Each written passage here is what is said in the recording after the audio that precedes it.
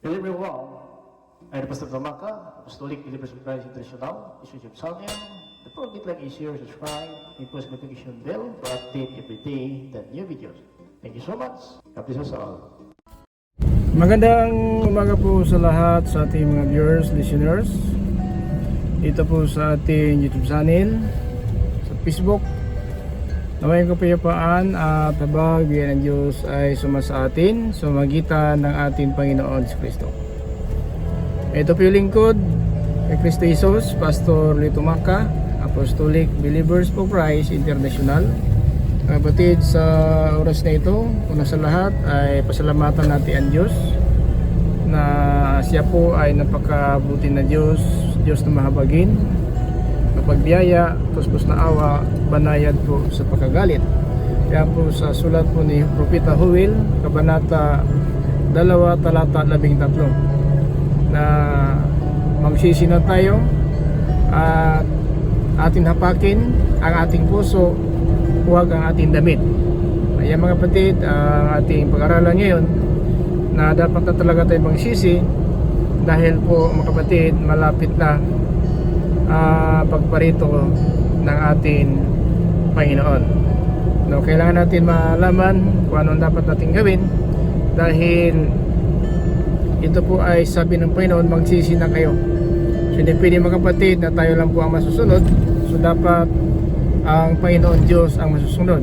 No, kailangan magsisi na tayo at talikuran na po natin ang ating masamang pumuhay. Huwag tayo mga kapatid pakitang tao lang, no? Kasi ang pakitang tao hanggang na po sa pagsamba, pagpupuri sa Panginoon. Pero kapag wala na po sa simbahan, hindi po nagpuri sa Panginoon, ay lumabas na po ang dating ugali, no? Ang tunay na kulay ng kanyang pagkatao. So hindi pwede mga kapatid na pakitang tao lang po ang ating pagsisi dahil mananagot tayo sa Panginoon kung ang ating pagsisi ay pakitang tao lamang. Napakinggan natin mga kapatid dito po sa sulat ni Propeta Joel, Kapitulo 2, talata 2, talata 13. Itong ating buksan ngayon mga kapatid. Sana po nasa mabuti tayong kalagayan. Ang Panginoon sana ay magbabay sa atin sa ating mga pangailangan. Bigyan tayo ng Panginoon na ating mga pangarap sa buhay, kahilingan, dahil po na mapagmahal talaga ang Diyos. Kaya lang hindi lahat na humihingi ay makatanggap, sapagkat ang Panginoon nakikinig lang po sa matuwid at ito po ay nakatingin siya sa atin. Pero sa mga masama, salungat po ang Diyos. Ang ibig sabihin, magkantan lang po natin ang ating mga kahilingan, pangarap sa buhay kung maging masunurin tayo sa Diyos. Kung matuwid tayo sa ating pamuhay, ay talagang sasagutin tayo ng Diyos at tayo talaga ay bigyan ng Panginoon na ating mga kahilingan. Subalit, kung salungat sa Panginoon ating pamuhay, ay hindi po tayo makamit nito. Dahil po ang Panginoon talaga ay nakikinig lang sa mga matuwid. At tinitingnan niya ating kalagayan, nasa kahirapan tayo. At yun po mga kapatid na talagang nakaahon tayo sa kahirapan, sapagkat ang Diyos natin pinaglingkuran ay Diyos na mahabagin sa mga taong matuwid. Pero sa mga masama, salungat po ang Diyos. Ayon po sa 1 Peter in chapter 3 verse 12 mga kapatid. Now, pakinggan natin ang sinabi ng Biblia mga kapatid. Pakinggan natin mga kapatid, no, sa ating keyverse ngayon. Ito po sa Joel, Kabanata 2, talata 13. Ito po ang sinabi ng Biblia. Magsisi kayo ng buong puso at hindi pakitang tao lamang sa pamamagitan ng pagpunit ng inyong mga damit. Magbalik loob kayo sa Panginoon na inyong Diyos dahil mahabagin siya at maalalahanin. Mapagmahal siya at hindi madaling magalit. Handa siyang magbago ng isip upang hindi na magpadala ng parusa. Amen. So ito po ang mensahe ng Diyos para po sa atin sa oras na ito. Now mga kapatid, napakalaga po ito na magsisi tayo ng buong puso. Ibig sabihin, ang pagsisi natin galing sa puso, hindi pakitang tao lamang. Kasi ang pagsisi na pakitang tao, so hindi yan mapatunayan. Kasi ang galing sa puso na pagsisi, talagang makita po natin na ito talaga ay totoo. Pero ang pagsisi na parang damit lang, no, sa labas. Kung nagdamit sako na pagsisi, pero sa puso ay ganun pa rin ang ating pamuhay, ugali. So kailangan hindi po sa panlabas lamang, hindi pakitang tao. Kasi pakitang tao panglabas lamang. Isampol natin itong damit natin na malinis, palitan natin ng sako, o para lamang maniwala ang tao, nagsisi talaga tayo. Pero ang laman ng puso natin ay ganun pa rin. Nandoon pa rin ang ating mga masamang hangarin, masamang pagnanasa ng laman, panira ng kapwa, magsisinungaling, pagpatay, pangalunya, pag-iapid, pagsaksiyang kasinungalingan, nandun pa rin. Pero sa labas, pinapakita natin sa tao na makadiyos tayo, nagsasamba, nalangin, nagpupuri sa Panginoon. Pero ang laman ng puso natin, lalabas pa rin yun, no? Lalabas pa rin yun. Yun po ang tinitingnan ng Panginoon, ang puso ng tao. Hindi panlabas na nakatingin ang Diyos lamang sa panlabas, but ang puso ang sentro ng Panginoon. Kasi ang panlabas, mga kapatid, minsan po nakakadaya. Pero ang puso talaga natin, doon nakatingin ang Panginoon. Sa 1 Samuel, mga kapatid, in chapter 16, in verse 7. Ganito po ang sinabi ng Biblia, mga kapatid, sa 1 Samuel 16, in verse 7. Pero sinabi ng Panginoon kay Samuel, huwag mong tingnan ang tangkad at ang kakisigan niya, dahil hindi siya ang pinili ko. Hindi ako tumitingin na gaya ng pagtingin ng tao. Ang tao ay tumitingin sa panlabas na kaanyuan, ngunit ang tinitingnan ko'y ang puso. So yan mga kapatid, kaya pwede natin nilangin si father, si pastor, si brother, sister, kahit na kung araw-araw tayo magsamba, manalangin, pero hindi mga kapatid, totoo galing sa puso ang pagsamba at panalangin. Yan po ay sa labas lamang ng bibig. Kasi marami pong nagpupuri sa Diyos, pero laman ng puso naman nila ay hindi po para sa Diyos. Pakinggan natin mga kapatid dito sa Marcos City 6. Ito ay sinabi ni sulat ni Apostol Marcos para po sa atin, para hindi tayo madaya na sa limutan. City 6 dito po sa Marcos. Pakinggan natin mga kapatid.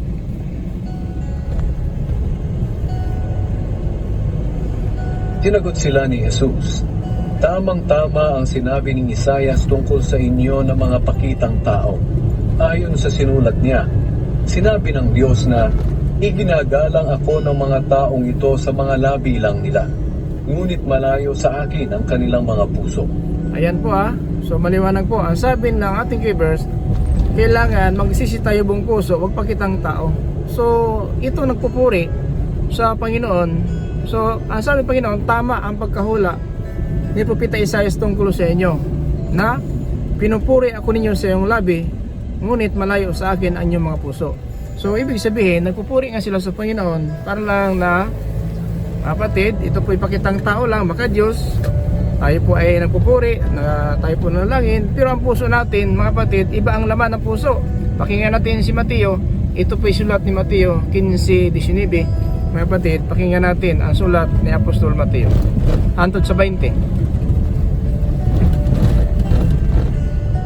Kapagkat sa puso ng tao nagmumula ang masasamang pag-iisip na nagtutulak sa kanya para pumatay, mangalunya, gumawa ng sexual na imoralidad, magnakaw, magsinungaling, at manira ng kapwa.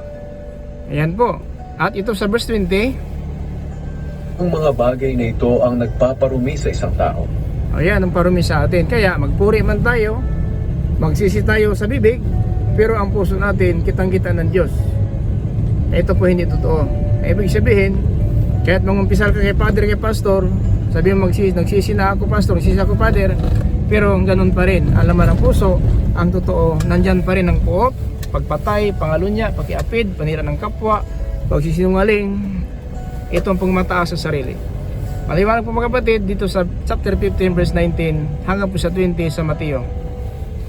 Kapagkat sa puso ng tao nagmumula ang masasamang pag-iisip na nagtutulak sa kanya para pumatay, mangalunya, gumawa ng sexual na imoralidad, magnakaw, magsinungaling, at manira ng kapwa. Ang mga bagay na ito ang nagpaparumi sa isang tao. Ayan mga kapatid, no? So kahit sabihin natin na nagsama ng pastor ng linggo, pero ang puso natin ito pa rin ang laman, so marumi pa rin tayo sa paningin ng Diyos. Kaya ang pagsisi, yung galing sa puso, hindi pakitang tao. Kasi ang pakitang tao lang, sa simbahan lang talaga maka Diyos, kala mo siguro yung makapalo, di makabasag ng baso, pero paglabas ng simbahan, doon sa labas, ibang tao naman ang pinakaialaman, ibang tao naman ang tinitingnan, ang sarili niya ay hindi tinitingnan. So ganoon mga kapatid, dapat ang pagsisi natin galing sa puso, hindi pakitang tao lamang. Kasi kung pakitang tao lamang, so ganoon pa rin, kitang-kita ng Diyos na ating ginagawa, parang naloko tayo sa ating kapwa. Magsisi kayo ng buong puso at hindi pakitang tao lamang sa pamamagitan ng pagpunit ng inyong mga damit. Yan po. Kala mo siguro, itong damit ko na maganda, palitan ko ito ng sako para maniwala ka lang nagsisi na ako. Pero kitang-kita ng Diyos na ang laman ng puso mo ay hindi totoo. Magbalik loob kayo sa Panginoon na inyong Diyos dahil mahabagin siya at maalalahanin. Magbalik loob tayo sa ating Panginoon, mahabagin siya at maalalahanin. So, kung ating mga magulang nakalimutan tayo, ating magulang hindi siya marunong mahabag, pero ang Diyos mahabagin at maalalahanin. So, ang magulang natin minsan, hayaan mo siya. Minsan ganun po, minsan ang term ng salimutan, hayaan mo siya. Pero ang Diyos maalalahanin, mahabagin at Mapagmahal siya at hindi madaling magalit. mapagmahal siya at hindi madaling magalit. Ganun po ang Diyos natin pinalingkuran. At Handa siyang magbago ng isip upang hindi na magpadala ng parusa. handa siya magbago ng isip upang hindi magpadala ng parusa. Kasi ang parusa sa libutan, lindol, bagyo, tsunami, landslide, salot, digmaan, gutom. So yan mga kapatid, hindi mapadalahan po tayo ng parusa na ganyan kung magbagong buhay tayo. Kasi siya mabagin, pagmahal, alalahanin na Diyos. Ayan mga kapatid ang dapat natin malaman, at sana po pahalagaan natin ang mga panahon na ating kabubuhay sa salimutan na ito, na panandalian lamang ang buhay natin sa salimutan. Hindi po tayo magtatagal mga kapatid, tandaan po natin, panandalian lamang ang buhay natin sa salimutan. 119 and verse 19 dito po sa Salmo. Pakinggan natin. Ako'y pansamantala lang dito sa sanlibutan, kaya ipaliwanag niyo sa akin ang inyong mga utos. Sa lahat ng oras ay naghahangad akong malaman ang inyong mga utos. Amen. Si Salmista David, sa lahat ng oras ay naghangad siya malalaman ang utos ng Diyos. Ay ano lang sa atin, kung tayo matalahagan natin, malalaman ang utos ng Diyos. Yan ang question ngayon. Si Salmista David, pangsamantala lang ang buhay namin sa mundong ito at madali na kaming papanaw. Kaya ipaliwanag mo sa akin, no, ang iyong mga utos upang aking gawin. So sana ganun po tayo. Maghanap tayo ng mga video, mga live sa YouTube, sa Facebook, na itong salita ng Diyos talaga sana po ay ating makamtan. Sana po mga kapatid, atin itong hallelujah maunawaan at maisagawa natin sa bawat araw na ating pumuhay. Mga kapatid, pinapangaral po natin ang salita ng Diyos para ipaliwanag ng Diyos sa atin ang kanyang mga salita upang magawa natin. Kasi mahirap na mga kapatid, no? Umaasa tayo ng kaligtasan, wala naman tayo nalalaman. So kailangan natin mga kapatid gawin ang mga utos ng Diyos na kanyang pinapangaral po sa atin. Kasi yun lang po mga kapatid ang pinakamahalaga, na makinig tayo ng kanyang mga salita na ipinapangaral upang maisagawa natin. Kasi ang pagpapala mga kapatid, wala po sa nakikinig. Ang pagpapala nasa gumagawa. So, gawin natin matuwid ng Diyos kung gawin natin ang kanyang mga salita. Pero kung hindi natin magawa ang kanyang salita, so hindi po tayo gawin at ituturing na matuwid ng Diyos dito sa ating pamumuhay. Sapagkat ang sabi po sa Roma in chapter 2 verse 13, kapatid, na ang pagpapala at ang pagiging matuwid ng tao wala po sa pakikinig, na ang pagiging matuwid natin mga kapatid nasa ating pagtupad ng salita ng Diyos. Kaya napakahalaga mga kapatid talaga na dapat gawin natin. Hallelujah ang kanyang mga salita dahil nasa paggawa natin ang ating pagkamit ng kaligtasan. Kasi tama po ang sinabi niya sa Mateo 7:21, hindi lahat na tumawag sa akin, Panginoon, Panginoon, ay makapasok sa kanilang langit, kundi ang tumutupad lang ng kalooban ng aking Ama na nasa langit. So mga kapatid, na ang ating buhay sa libutan, tulad tayo ng isang kapatid, damo sa parang, na tulad tayo ng bulaklak na lumalago, pero kapag umihit na pong hangin, kapatid, bigla nang mawala. Kasi ang bulaklak, ito minsan po nakita natin ng, sabihin natin, kinaumagahan, napakagandang tingnan. Napakatingnan, dyan ang tingnan ng bulaklak sa parang, na nakakasaya po sa ating mga mata ang kulay ng bulaklak, may pula, may yellow, may orange, may puti. So, ganyan po, may blue. So, napakaganda po tingnan ng bulaklak. Pero pag umihip ang lakas na hangin, bigla siyang mahulog sa lupa at hindi siya makabalik sa kanyang kinalagyan. So, ganun po tayo, mga kapatid. Ganun po ang buhay natin. Napakinggan natin sa sulat po ni Salmista David sa Psalms 103 verse 15 to 16. Ito po ang sinabi ng Biblia. Ang buhay ng tao ay tulad ng damo, tulad ng bulaklak sa parang, ito'y lumalago. At kapag umiihip ang hangin, ito'y nawawala at hindi na nakikita. Amen. Dito mga kapatid, ang sakura ngayon dito sa Japan ay unti-unti na po nalaglag sa lupa. Kasi itong sakura ng bulaklak, hindi po ito manatiling matagal. Matagal na po kapag namulaklak ito ng isang linggo lang, wala, mahulog na po sa lupa. Now, balikan natin ang Psalms 103, 15 to 16. Ang buhay ng tao ay tulad ng damo, tulad ng bulaklak sa parang, ito'y lumalago. At kapag umiihip ang hangin, ito'y nawawala at hindi na nakikita. So yung mga kapatid, na kapag umihip ang hangin, ito nawala at hindi na po nakikita. Dahil ganun po ang buhay natin. Na sabi ni Apostol Santiago, na ang buhay natin parang ito'y singaw, no? Parang singaw lang. Ang singaw kasi, yung singaw ng bulkan, singaw ng mainit na pinabukal na tubig, hindi po mananatili po yan. Kita natin ang singaw, mamaya wala na po yan. Ganun po ang buhay natin. Pakinggan si Santiago para paghandaan po natin ating pagkasalimutan na hindi po masayang mga kapatid.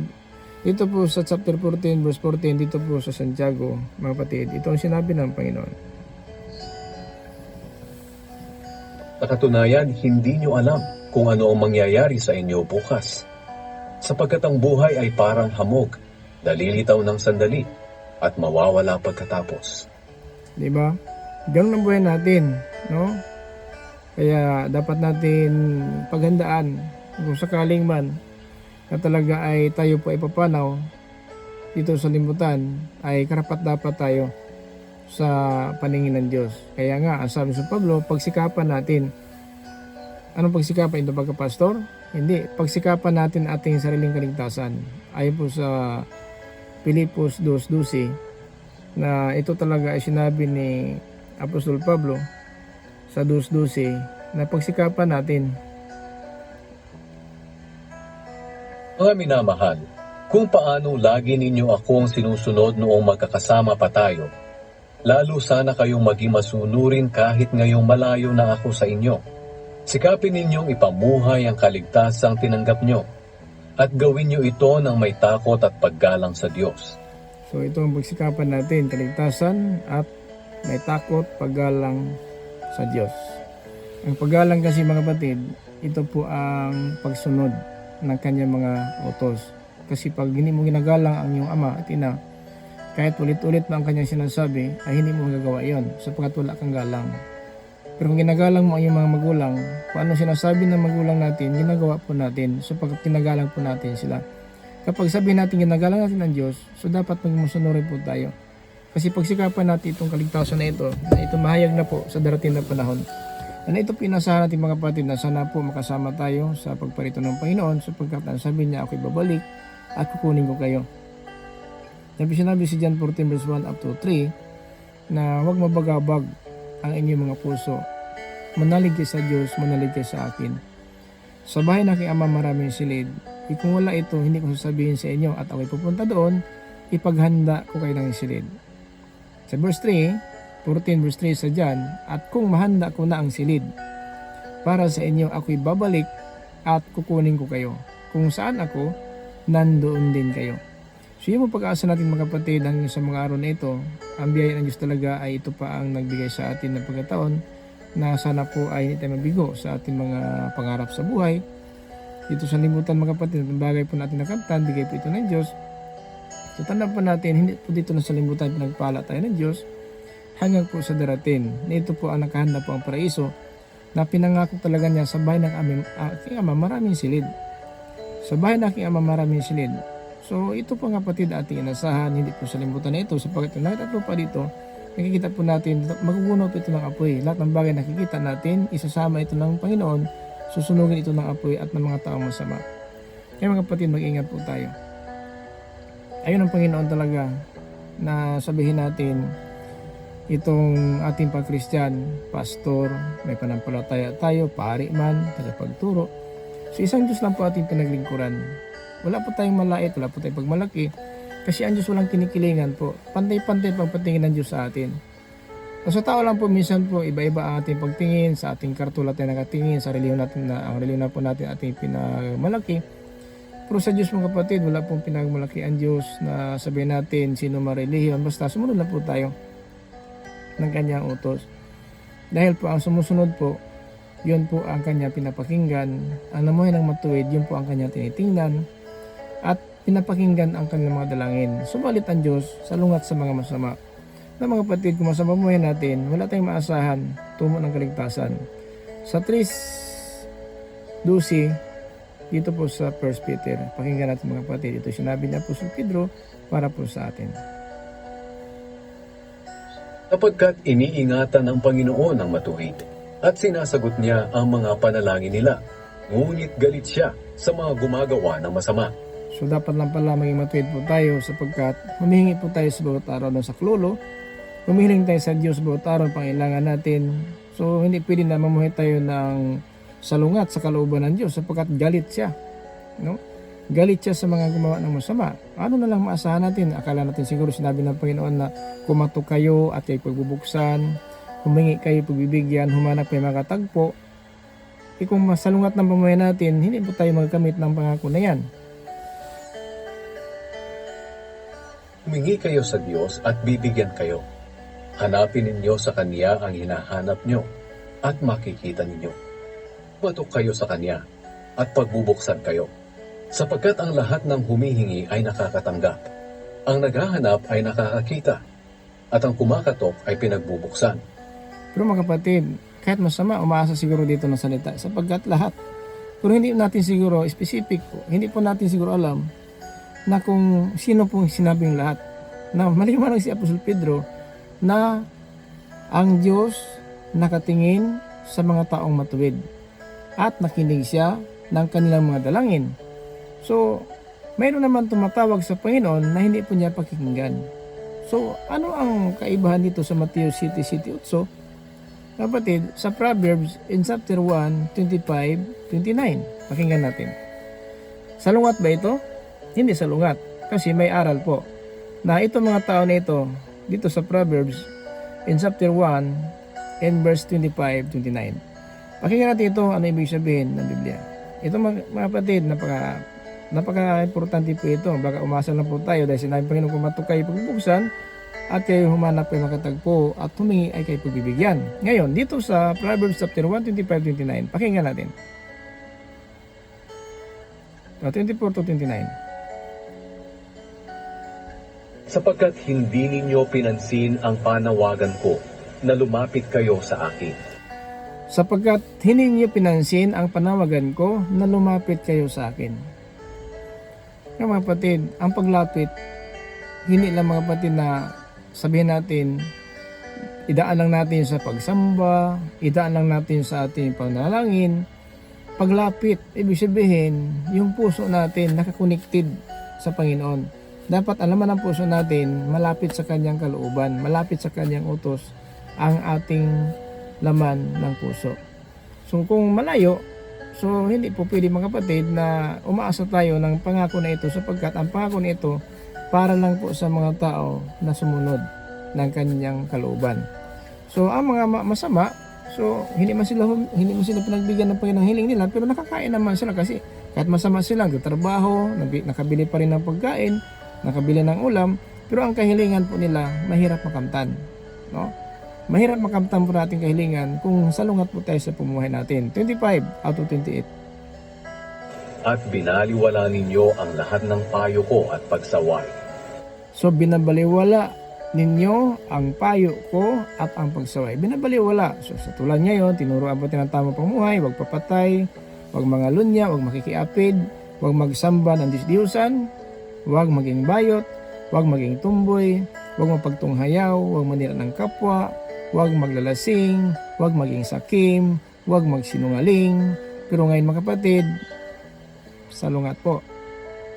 Sa sinabing huwag, ayun ang ginawa nila. Di ba? Ay kung ganun, ano mangyari? Tuloy natin, 26-29. Pagtatawanan ko kayo kapag napahamak kayo.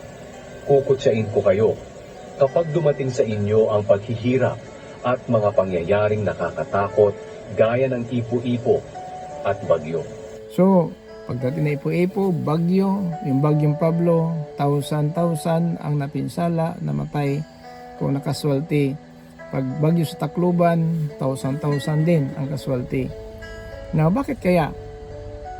Kung mo sabihin na yung namatay na nalumos po ng dagat na malaking alon, yung natabo ng lupa sa bagyong Pablo, ay wala po silang Diyos. Di ba marunong tumawag sila ng Diyos? Pero bakit po nangyari sa buhay nila yon? Nangyaasahan po nila sa isang kislap mata, natabunan ng isang lupa is libo-libo po. Ang landslide po doon sa, hindi ako nagkamali, doon sa Compostela. Kung yung ba sa, ano talaga, Compostela yun. Compostela ba yun? O sa ano, Davao de Oro? Natabunan po ng isang backwating area. Bis doon sila na akala safe, doon natabunan. So libo po ang patay. So ganun po ang nangyari po. Bakit kaya? Na ang sabi dito, kapag dumaan ang bagyo at ipo-ipo, pagtatawanan ko kayo. Napagdaan ng bagyo, libo-libo ang patay. Tumatawa ba ang Diyos? Simple, sinabi niya. Pagdating ng ipo-ipo bagyo, pagtatawanan ko kayo. Tuloy natin sa 27-28. Tatawag kayo sa akin, ngunit hindi ko kayo sasagutin. Bakit sinabi sa Mateo 7:8? Oh. Humingi ay pagbibigyan, kumatok at pabuksan, humanap mga tagpo. So ang Panginoon po, hindi bingi. Nakikinig nga siya. Pero mga kapatid, hindi lahat na tumatawag, humihiling ay pinapakinggan.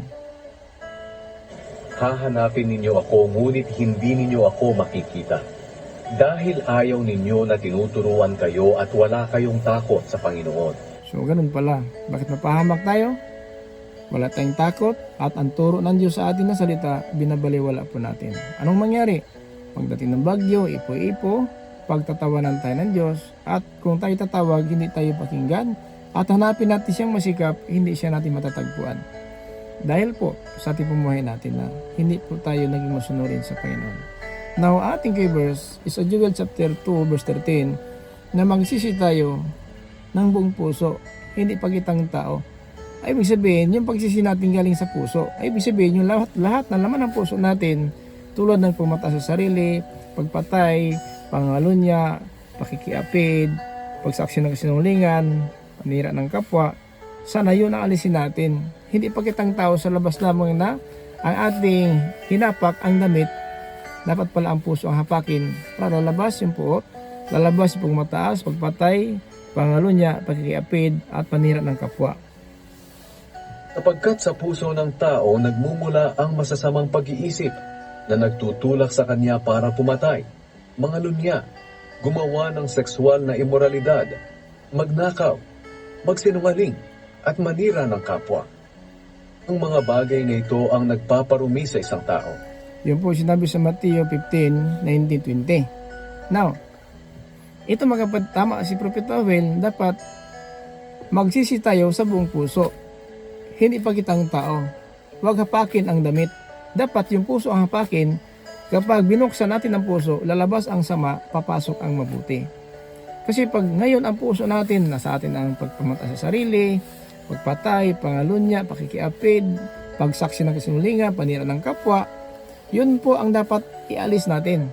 Yun po ang dapat alisin natin. Pag mahapak na po, pag magbuksan na po ang puso natin, lalabas na po yung lahat ng sama ng loob, pagpatay, pangalunya, pakikiapid, panira ng kapwa, pagsinungaling, lalabas na po yan.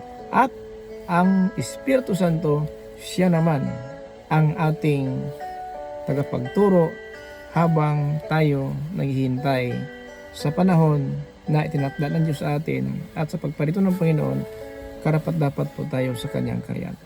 Ganun po ang kalagayan natin.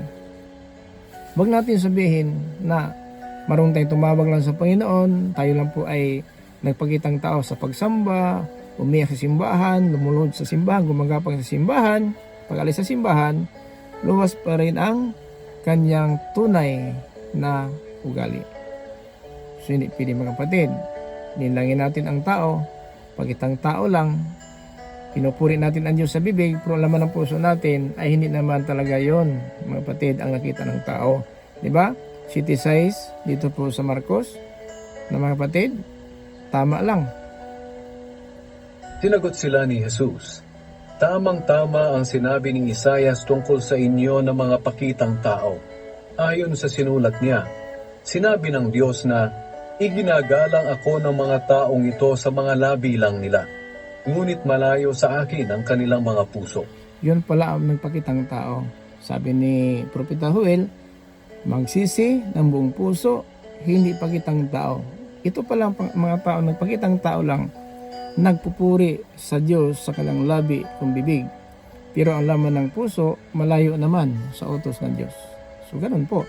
Dapat hindi natin yan gagawin sapagkat nakatingin nga ang Diyos sa puso ng tao, hindi po sa labas natin lang nakatingin ang Diyos, pati ang puso natin, sapagkat ang laman ng puso, ito ang nagpaparumi sa atin. Now, kapag hinapak natin ang ating puso, ibig sabihin bukas. So, lalabas talaga yung nakatago na pangmataas sarili, pagpatay, pangalunya, pagkiapid, sexual na immoralidad, itong panira ng kapwa, pagsaksi ng kasinungalingan. Lalabas na po yan at dalawa na po yan, papasok na po ang Espiritu Santo na siya po talaga. Kaya ang pagsisisi may kasamang bautismo para matanggap ang ipagkaloob ng Espiritu Santo. Na kapag hindi tayo nagpabautismo, nanatili po tayong marumi sa paningin ng Diyos. Kaya bago papasok po ang Espiritu Santo sa ating puso, ay pinagsisihan muna natin. Ibig sabihin, tanlikuran po natin ang masamang mamumuhay at nagpabautismo tayo para matanggap natin ang itong regalo ng Diyos na Espiritu Santo sa Acts 2:38. Yan mga kapatid ang tama. Kapag nagsisi tayo buong puso, yan talaga tinanggap natin ang bautismo. So alam po natin na ang itong nagsisi sinasamahan ng bautismo. Ayon po sa Mateo 3 versikulo 11, ang sabi ni Baptist, binautismuhan ko kayo, tanda ng inyong pagsisi. Now 2:38 sa gawa, pakinggan natin. Tumagot si Pedro sa kanila, "Magsisi ang bawat isa sa inyong mga kasalanan at magpabautismo sa pangalan ni Hesukristo at mapapatawad ang inyong mga kasalanan at matatanggap ninyo ang regalo ng Diyos na walang iba kundi ang banal na Espiritu." So yan mga kapatid, regalo, banal na Espiritu. Itong Espiritu ng Panginoon Kristo ipadala sa atin ng Ama sa ating mga puso. So, kapag nagsisi na po tayo, ibig sabihin, ating isinuko sa Panginoon ang dati nating pamumuhay. So, ibig sabihin, tumalikod na tayo sapagkat ang pagsisi pagtalikod, iba ang nangumpisal. Iba yung tumanggap ng kamalian, iba yung nagsisi.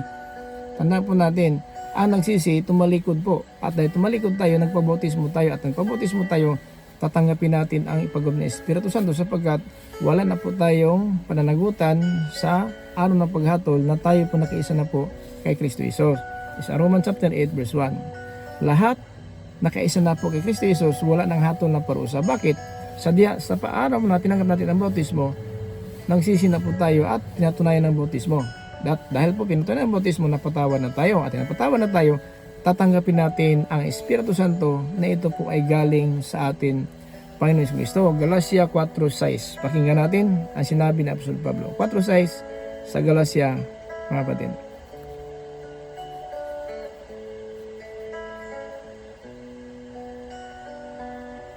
Dahil mga anak na tayo ngayon ng Diyos, isinugo ng Diyos ang Espiritu ng Kanyang anak sa ating puso.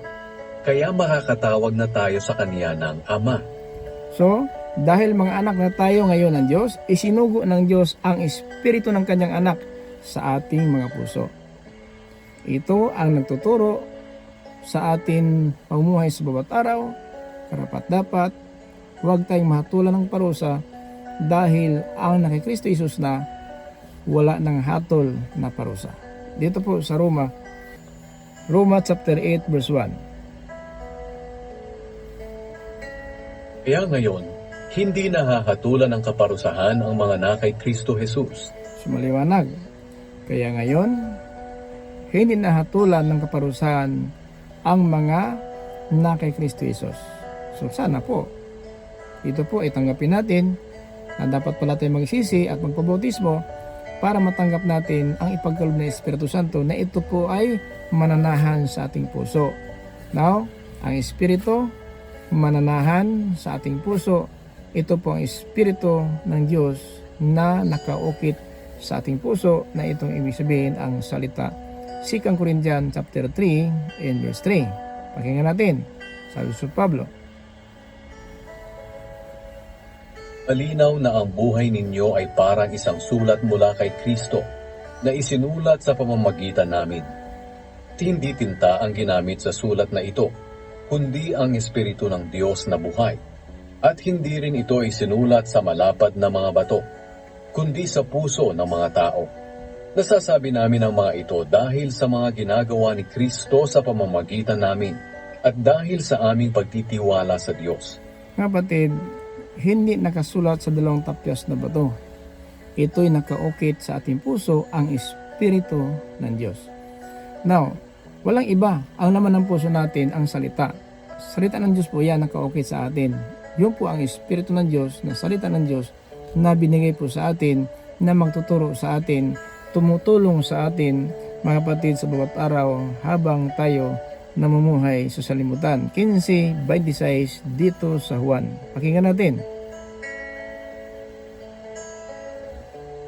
Katapos sinabi ni Jesus, Ipapadala ko sa inyo ang banal na Espiritu mula sa Ama.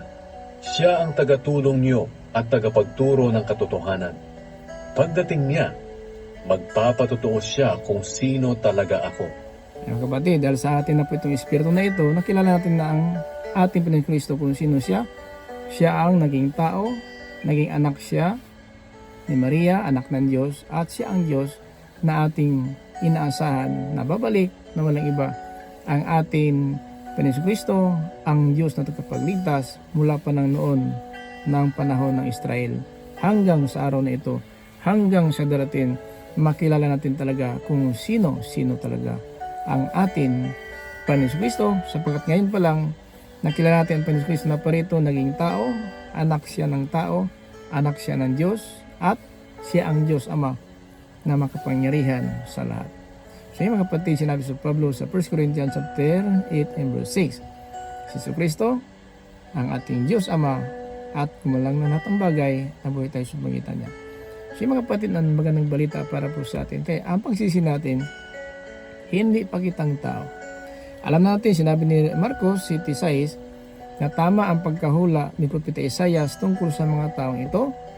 Ipinupuri nila ako sa kanilang bibig, ngunit malayo sa akin ang kanilang puso. So, mga pakitang taong ito na pinupuri ako sa kanilang bibig, ngunit malayo sa akin ang kanilang puso. Ganon po ang pakitang taong pamuhay. Nagpupuri lang, nagsasamba lang, nanalangin lang. Kalaman ng puso, nandiyan pa rin ang puot, pagpatay, pangalunya, pagkiapid, pagsaksi ng sulingan, panira ng kapwa, at sexual na imoralidad. So mga kapatid, sana po, huwag natin sayangin ang pagkataon. Patunayan natin na ang pagsisi natin galing sa puso. Kaya dahil po nabagabag at mga kapatid, nasaktan ng puso ang mga Israelita nang sinabi ni Apostol Pedro sa Acts chapter 2 verse 37, nasaktan po sila galing sa puso ang sakit, tanggap nila na sila talaga ay nagkasala at yun ang ganap ang bautismo. Sa araw na yun, ang 3,000 ka mga Israelita, individual na mga tao, nagpabautismo sa mga apostol. Itong mga kapatid, sinabi po ng Panginoon Kristo sa 2:36-37 sa Gawa.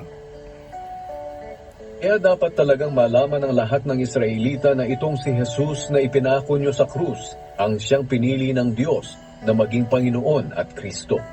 Diyos na tagapagligtas, Panginoon at Kristo. Panginoon Diyos na tagapagligtas, Kristo tagapagligtas. Na mga kapatid sa 37. Marinig iyon ng mga tao, tumagos ito sa kanilang puso. Ayan. Naramdaman sa puso nila. Hindi ka na sa pandinig lang. Tumagos sa puso ang napaking. Hindi kasi sa tainga lang para parang pumasok sa kabila, lumabas sa kabila. Yung sa puso talaga, tumagos talaga sa puso nila mga kapatid. Kaya nagtanong sila kay Pedro at sa kanyang kasamang mga apostol, mga kapatid, ano ang dapat naming gawin? Dahil po galing sa puso ang kalapagsisi, nagtanong mga kapatid, ano ang dapat naming gawin? 38. Tumagot si Pedro sa kanila, magsisi ang bawat isa sa inyong mga kasalanan at magpabautismo sa pangalan ni Hesukristo at mapapatawad ang inyong mga kasalanan at matatanggap ninyo ang regalo ng Diyos na walang iba kundi ang banal na Espiritu. So ito ang totoo ng sisi. Ang totoong pagsisi may kasamang bautismo. Marami nang sisi ngayon at tanggap nila sila ay pastor, kaysa magtanggap pari ba tagapagturo, wala pa silang bautismo ng kapatawaran. So yun ang dahilan. Pagitang tao lang kasi hindi alam nila ang totoong aral. Ang totoo ng sisi may kasamang bautismo. Si John the Baptist is sa Matthew chapter 3 verse 11, binautismo kayo tanda ng iyong pagsisi. Por marami nagsisi ngayon na wala pang tanda, mga kapatid, na bautismo. Now, 3:11 dito sa Matthew. Nabautismuhan ko kayo sa tubig bilang tanda ng inyong pagsisisi. So, ang bautismo, tanda ng pagsisi. Marami nagsisi ngayon, walang bautismo. O paano? May tanda ba talaga? Totoo nagsisi tayo. Kung walang bautismo, hindi totoong pagsisi yan. Yung pong pakitang tao lang. Sa bibig lang po, nagsisi na kami, pastor. Inamin na po namin sa Panginoon ang aming kasalanan. Inamin na po namin kay Father ang aming kasalanan. Inamin namin kay Pastor ang aming kasalanan. Pero wala pang bautismo. Hindi po totoo yan na proseso. Kasi ang pag-amin, nangumpisal ka lang. Hindi mo sinabi, ay pastor, pinagsisihan na po namin kasalanan. Ibig sabihin, tumalikod ka na. Dahil pinatunayan, tumalikod ka na, mayroon nagpapatibay itong bautismo. Para mapatawad talaga, hindi kina, nagsisi na ako. Walang bautismo. Hindi po totoong pagsisihan. Sapagkat ang pagsisi, pinapatibay ito ng bautismo. Pinapatunayan ng bautismo. Kaya marami ngayon nag-accept na kuno sila nagsisi, tinawag kuno silang pastor, isa mo ng palatay, pari tagapagturo. Pero ang isang tanong, bautismado ka na ba sa pangalan ng Panginoon Kristo upang mapatawad tayo sa ating pagsisi? Pero kung wala ka pang bautismo, yung pagsisi mo hanggang po sa bibig lang. Kasi ang totoo na nagsisi, pinatunayan ito ng bautismo. Kaya kung sabihin nagsisi ka, ibig sabihin tumalikod ka na sa iyong pamumuhay ng mga kasalanan, pero wala kang bautismo, nanatili ka pa sa kasalanan. Sapagkat hindi pa napatawad ang iyong kasalanan sa dugo ng ating Panginoon Kristo.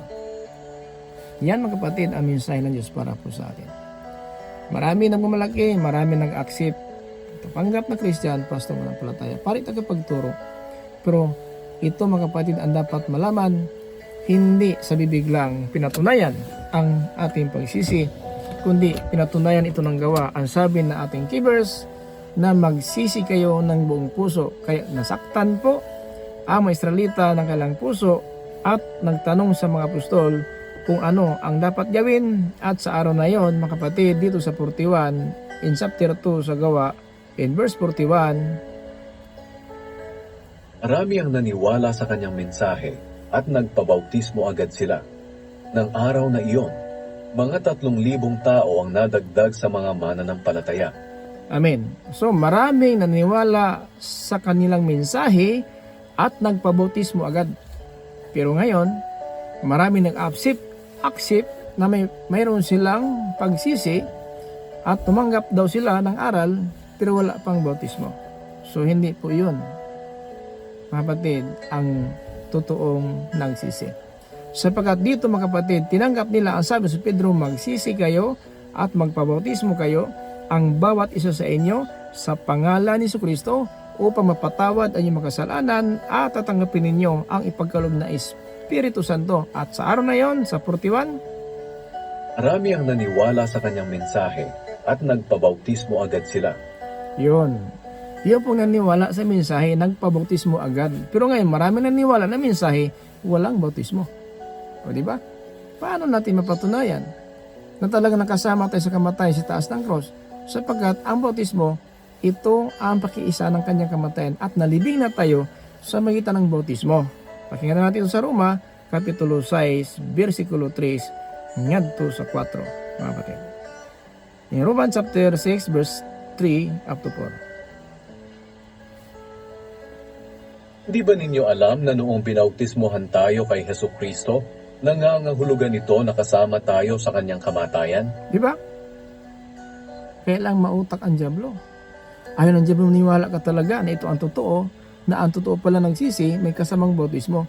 Kaya ang iba ngayon, mangumpisa lang sa pari, mangumpisa sa pastor, yun daw ang tama. Hindi, iba ang pagsisi, iba ang pangumpisal. Ang pangumpisal, tinanggap mo lang, nagkasala ka. Iba ang pagtalikod, iba ang pagtanggap. Kaya iba ang hatol ng nagsisi, iba ang hatol ng nangunpisal. Kaya iba ang pari minsan, kapag nangunpisal, ang mga di ka na ama namin, 10, mag-imay ka maray 10, yun po ang proseso ng pari. Kami din mga pastor, kapag mayroon na, sabi natin Christian, na tayo po ay isang pinuno na iglesia, pumunta sa atin ang pastor, patawarin sana ako ng Diyos, nakaano ko gabi, nakasala ko ng hindi ko sinasadya. Anong gawin ni pastor? Manalangin. Ipanalangin niya ang isang kapwa Kristiyano na nagkasala talaga. So, di ba? Sabi po sa 1 John chapter 5:16, na kung makita kayo ng kapwa manampalataya, kapatid natin kay Kristo, ay ipanalangin ninyo siya at patawarin siya ng Diyos. Yun ang gawa. Pero ang pari, ang sabi, o sige, anak, dahil nagkasala ka, mga di ka na ama namin, 10. Maghimay ka Maria, 10. Tapos, pero baliktad. Ang Biblia, ang manalangin, hindi yun nagsisi, yung nangumpisal. Ang manalangin, ang pastor. Ipanalangin ninyo siya. Hindi sinabi, pamanalanginin mo siya. So, di ba? May kaibahan po ng aral. Ngayon, kapag ibang sikta, kapag ikaw ay nangumpisal, ay itong gawin mo. 10 ama namin, 10 mga Maria. Paano pa ba? Lumuhod ka dyan ng 3 oras. Pero ang totoo sa Biblia, sa 1 John chapter 5:16, kung makita kayo ng inyong kapatid kay Kristo na magkasala, na hindi ikamatay ng kanyang espiritual na kamatayan, ito po ipanalangin ninyo at patawarin siya ng Diyos. Hindi sinabi, pamanalanginin mo siya, kasi hindi yan tatanggapin ng Diyos sapagkat siya nagkasala. Ikaw ang manalangin sa makasalanan. No? Yung po sinabi sa Apostol Juan, 1 John chapter 5:16. Ganon po. No, ngayon, ang bautismo, ito mga kapatid, hindi ba ninyo alam, noon na bautismohan tayo kay Kristo Jesus, na bautismohan tayo kasama niya sa kanyang kamatayan. Verse 4. Kaya noong binautismohan tayo, namatay tayo at inilibing na kasama niya. Di ba? Kaya nabautismohan tayo, namatay tayo at nalibing na tayong kasama niya. So dahil andyan mo talaga, hindi ka maniwala ng bautismo, nagpapatawad, ay ito pala kasama sa kamatayan. Hindi po napangaral ito ng tama. Basta sumampalataya ka lang, ligtas ka na. Naandyan doon sumampalataya, ligtas. Sabi Santiago, yung sumampalataya isa lang Diyos, tama ka. Ang Diyos sumampalataya din. Ay kung sumampalataya ang Diablo sa ang Diyos isa lang, ligtas ang Diablo. Kung sumampalataya lang po tayo, hindi. Talagang aral, kailangan natin ang tamang aral. Hindi pwede na, tama ito, nag-aral ito na para mapasa, maging pari ito. Huwag tayo maniwala. Diyan kasi ang Diyos makapagbigay, kahit ngayon, bigyan ka ng karunungan ng Diyos para magawa mo ang tama na gawain. Hindi ka matagal na siya, nag-aral ito. Huwag ka maniwala dyan. Kasi ang Diablo nagpahuli din, gumagamit din ng may mga marangal na tao, may karunungan na tao, para ikaw maniwala sa karunungan kanyang, sabi natin, natutunan, pero hindi po galing sa Diyos. Dito maniwala sa aral ng Diyos para mag-isa po tayo sa pag-asa nito. Huwag magsisi na pakitang tao. Sapagkat ang pagsisi pakitang tao hanggang sa bibig lang po, hindi galing sa puso. Ito mga kapatid, na tinanggap po ito ng mga Israelita, 3,000 ang nagpabautismo. sa araw ng Pentecost, no? 2:41 na nang tumanggap sila ng aral ng mga apostol, nagpabautismo agad ang 3,000. Marami ang naniwala sa kanyang mensahe at nagpabautismo agad sila. Nang araw na iyon, mga 3,000 tao ang nadagdag sa mga mananampalataya. To God be the glory, sana makadagdag na tayo. Anong gawin? Magsisi, magpabautismo sa pangalan ng atin Panginoon Jesucristo, mapatawad at matanggap ang Espiritu Santo na magtuturo sa atin sa bawat araw kung ano ang nararapat na kalooban ng Diyos. Maraming salamat po. Ang ito lang po ako mga kapatid. Salamat po sa inyong oras sa inyong panonood sa video na ito. I-like and share lang po natin ang salita ng Diyos. Huwag natin ipagdamot ito sapagkat hindi ka walang ang pagbigyan ng kaligtasan kasi ang pag-ibig ng Diyos sa buong sanlibutan. Maraming salamat ulit sa lahat ng views natin sa YouTube channel sa Facebook. Ito po yung lingkod, Pastor Tumaka, Apostolic Believers of Christ International. Kabi sa bawat isa, grace, mercy, and peace. Be with you us by the Lord Jesus Christ.